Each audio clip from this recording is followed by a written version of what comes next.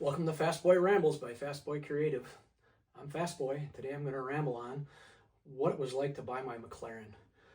So I'm going to slip this episode in so that I can keep the interest of you folks out there. And my first couple of episodes were on success and on how to accomplish things, and I don't want to lose your interest here. So my idea with fasboyRambles was really just to kind of sit down and ramble on about things.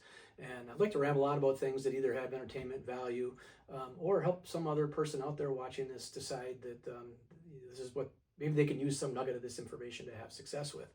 And I insist on the fact that I'm just a regular guy and just enjoy life and just like to do things and like to accomplish things and like to talk to people about that.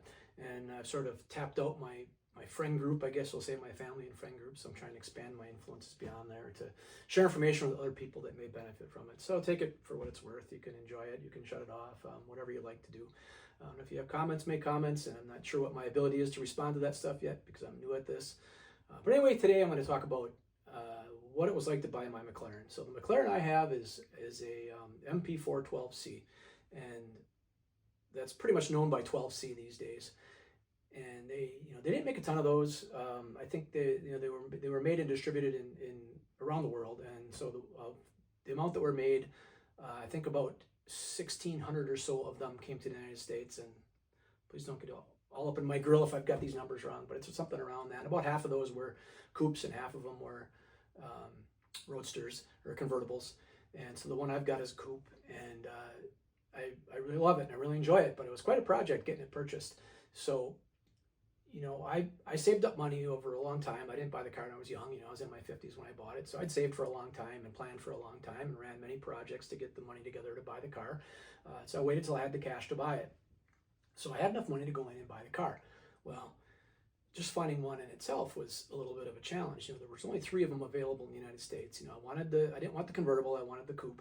And of the coupes, there was only 3 available. There was one in Las Vegas area, one in Florida, and one in Chicago. And the one in Florida was black, and the one in Chicago was volcano orange, and the one in Las Vegas, I believe, was white.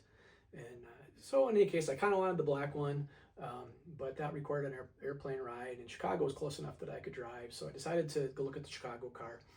And when I got there, it was a third-party dealer. It wasn't a McLaren dealer. It was someone that specialized in selling specialty cars.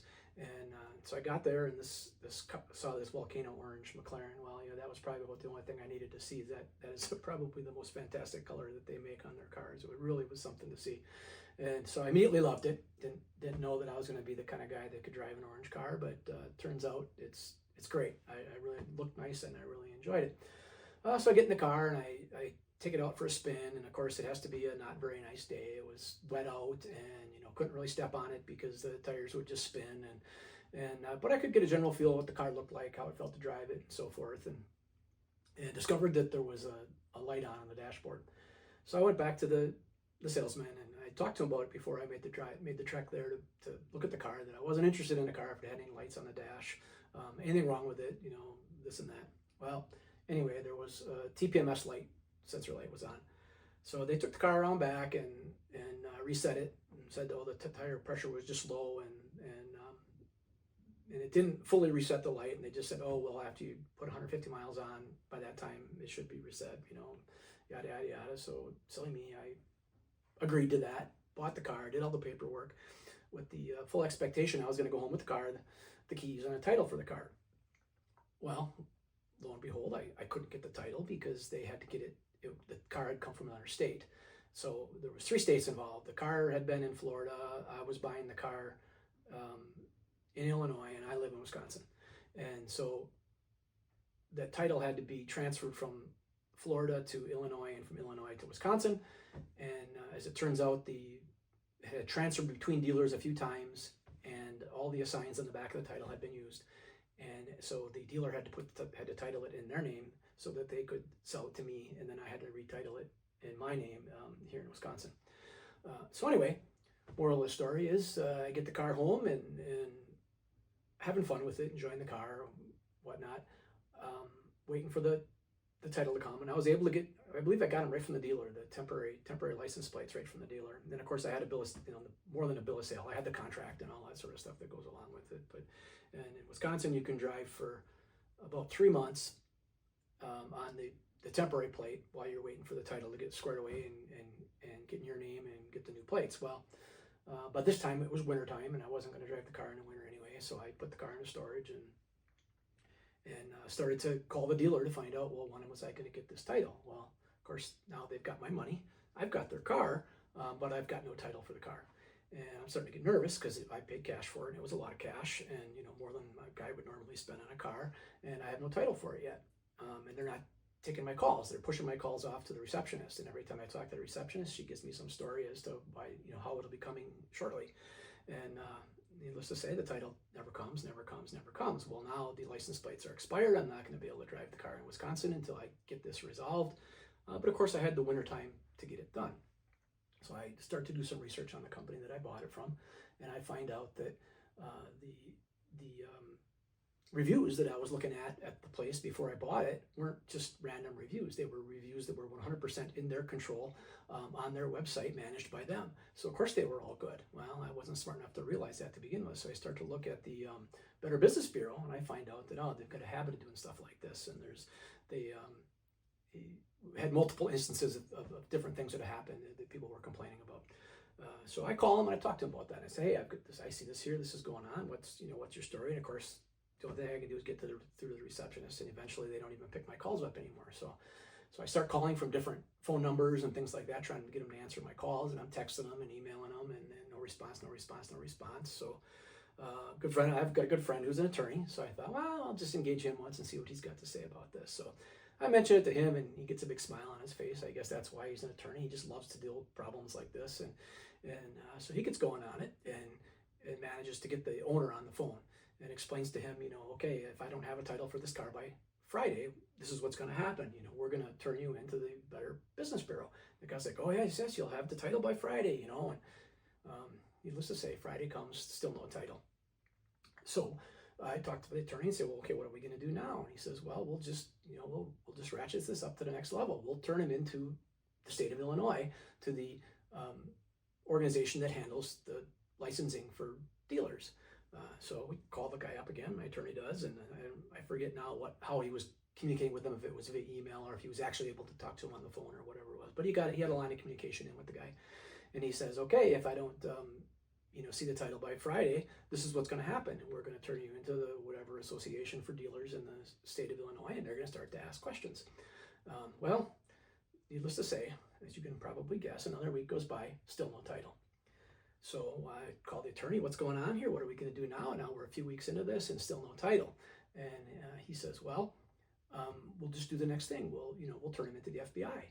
So I'm thinking, wow, that's a thing? We can do that? And of course the attorney handled it all. So I don't know exactly how it went, other than he filled out the paperwork and asked me some questions and things like that. And he gets a hold of the owner of the place again and says, this is what's going to happen. If we don't have this title by Friday, we're going to turn you into the FBI. And guess what? This is going to continue until we have this title in hand.